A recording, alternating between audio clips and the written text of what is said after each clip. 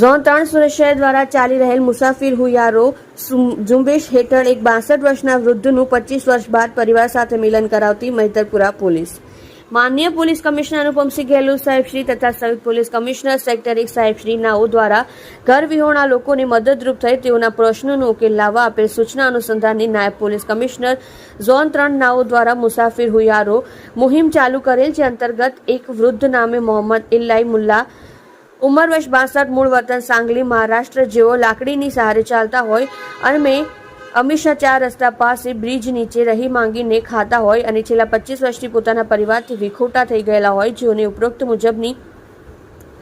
નાયબ police commissioner zone 3 Surat શહેરનાઓ દ્વારા કરાયેલ મુહિમ મુસાફિર હુયારો અંતર્ગત મદદનીશ પોલીસ કમિશનર એ ડિવિઝન સાહેબશ્રી તથા police inspector Shri HM Chauhan તથા police inspector Shri UJ Joshi નાઓની રાહબરી હેઠળ તથા ગલેમંડી ચોકીના police sub inspector AS Jasani નાઓના માર્ગદર્શન હેઠળ અત્યારે મહિધરપુરા પોલીસ સ્ટેશન ખાતે લાવી પ્રાથમિક સારવાર કરાવી, યોગ્ય પોશાક પહેરાવી, પરિવાર મળે ત્યાં સુધી રહેવા માટે સગવડ કરી, કાઉન્સિલિંગ કરી 1 અઠવાડિયા સુધી તેઓના પરિવારની તપાસ બાદ સાંગલી, મહારાષ્ટ્ર ખાતે રહેતા તેમના પરિવારનો સંપર્ક થતા તેમના દીકરા ફિરોઝનો સંપર્ક થતા જે અત્રે સુરત ખાતે આવતા જેની ખરાઈ કરી આજરોજ આ વૃદ્ધનું 25 વર્ષ બાદ તેઓના પરિવાર સાથે મિલન કરાવી પ્રશંસનીય કામગીરી કરેલ છે.